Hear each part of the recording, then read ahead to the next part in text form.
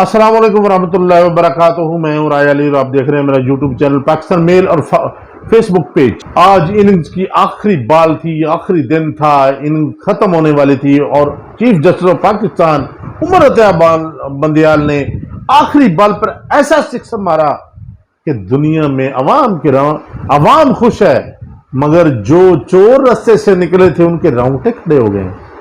جو چور بازاری کر کے گئے تھے، جو ہم آئے 16 مہینے حکومت کی، عوام کی چیخیں نکل گئی مہنگائی سے.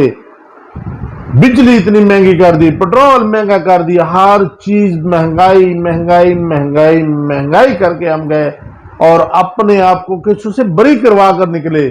مگر کیا پتا تھا کہ آخری بال پر ایسا سکسر لگے گا، ایسا ہی کھاتا کھلے گا کہ سب وہی کیس دوبارہ سنے جائیں گے، ان کیسوں کو دوبارہ ریپیٹ کیا جائے گا. 5 سابقہ وزیر اعظم، سابقہ صدر، وزیر خزانہ سابقہ اور بہت سارے لوگ، امنی گروپ وغیرہ بھی اس میں دوبارہ آئے گا. سپریم کورٹ آف پاکستان جناب چیف جسٹس آف پاکستان عمر عطیہ بندیال صاحب نے بڑے آج انداز میں آ کر عدالت میں فیصلہ سنایا، جو کہ 5 ستمبر 2023 میں محفوظ کیا گیا تھا. آج انہوں نے جو فیصلہ جب سنایا تو انہوں نے کہا، لیڈیز اینڈ جینٹل مین، 1-2 کا فیصلہ سنانے جا رہا ہوں جو کہ ہم نے 5 ستمبر کو محفوظ کیا تھا. نیب ترامیم کے خلاف پی ٹی آئی کے چیئرمین عمران خان نے ایک درخواست دائر کی تھی کہ یہ جو نیب ترمیم کر رہے ہیں یہ غلط ہے، غیر قانونی ہے، کیونکہ انہوں نے کہا تھا کہ 50 کروڑ تک کوئی کرپشن نہیں ہے، وہ جائز ہے. اور دوسری بات جو انہوں نے کی تھی، انہوں نے کہا تھا کہ آمدنی بے شک کم ہو، اساس سے جتنے مرضی بنا لیں، کوئی پوچھنے والا نہیں ہے. یہ انہوں نے جو تاریں مہم کی تھی اور انہوں نے سب نے فائدہ اٹھایا. جیسے کہ اسحاق ڈار بھاگ کر بھی وزیر اعظم کی جہاز میں گیا تھا اور واپس بھی وزیر اعظم کی جہاز میں آیا، اور اس کے وکیل نے کہ عدالت میں کہا کہ جی ہمارے خلاف جو ریفرنس ہے وہ 50 کروڑ سے نیچے ہے، جو کہ آپ کی جوڈکشن میں نہیں آتا. تو جج صاحب نے کہا جی ٹھیک ہے، آپ جائیں، ہمارے تو جوڈکشن میں نہیں آتا. وہ پھر وہی سینیٹر بنا اور وزیر خزانہ میں چلا گیا. یہاں تک آپ لوگوں نے قانون کی دھجیاں اڑائی ہیں. اب وہی دوبارہ کیس وہیں سے شروع ہوں گے کہ جہاں سے یہ اٹھ کر وزیر اعظم بنے تھے، ان پہ فرد جرم عائد ہونی تھی، وہ انہوں نے کیس بری کروائے تھے، وہ سارے کیس کالعدم قرار دیے گئے.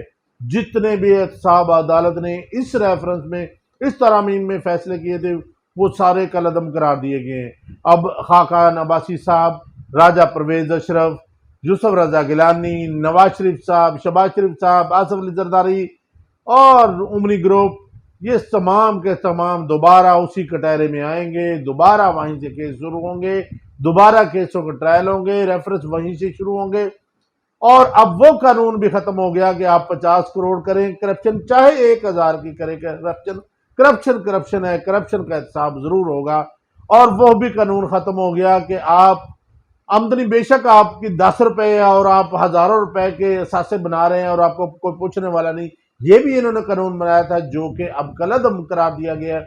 اب آپ کی جتنی آمدنی ہے اس سے بڑھ کر اگر آپ اثاثے بنائیں گے، سرکاری ملازم بنائے گا، تو اس میں ضرور اس کو پوچھ گچھ ہوگی کہ آیا آپ نے یہ کیسے بنائے، کہاں سے یہ مال آیا.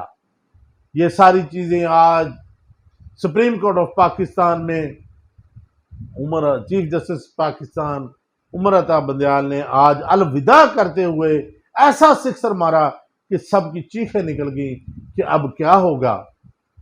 اب سوال یہ کھڑا ہوتا ہے کہ جو نواز شریف صاحب نے تاریخ دی تھی 21 تاریخ اکتوبر کی کہ میں واپس آؤں گا، کیا وہ واپس آئیں گے اس قانون کے تحت؟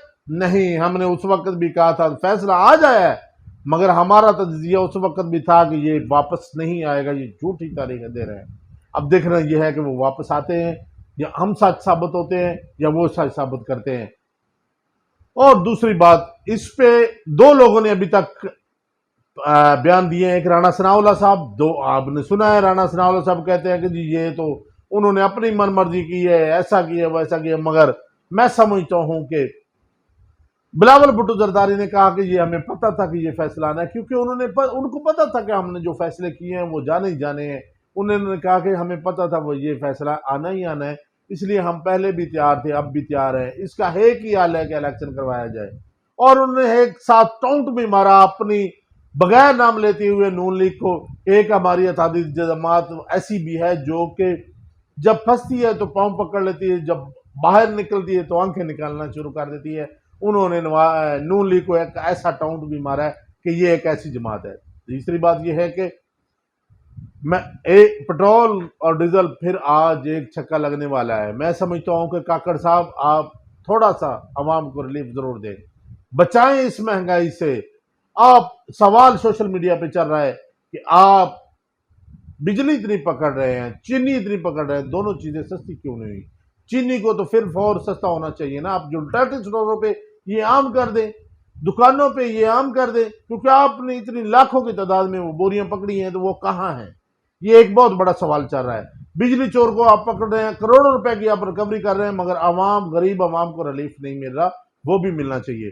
ہاں یہ ضرور ہے، عالمی منڈی میں اگر پٹرول مہنگا ہوا ہے، $4 صرف مہنگا ہوا ہے فی بیرل، اوپر سے نیچے بھی آیا ہے ڈالر، تو پھر یہ عوام کو کیوں ٹیکہ لگایا جا رہا ہے؟ کیوں عوام کو تنگ کیا جا رہا ہے؟ خدا را اس پہ ضرور سوچئے، عوام کو ریلیف دیجئے۔ عوام بھوک ہی مر رہی ہے، اور اس عوام کی بد دعائیں مت لیجئے۔ جنہوں نے بد دعائیں لیں، کاکڑ صاحب ان کا حال آپ دیکھ لیں، وہ عوام کا جنازہ نکال کر بھی گئے، پھر بھی وہ کٹہرے میں ہیں۔ تو ایسا نہ ہو کاکڑ صاحب کہ یہ بد دعائیں آپ کی طرف رخ کر لیں۔ اللہ تعالیٰ ہم سب کو حامی و ناصر، اجازت دیجئے، اللہ نگہبان۔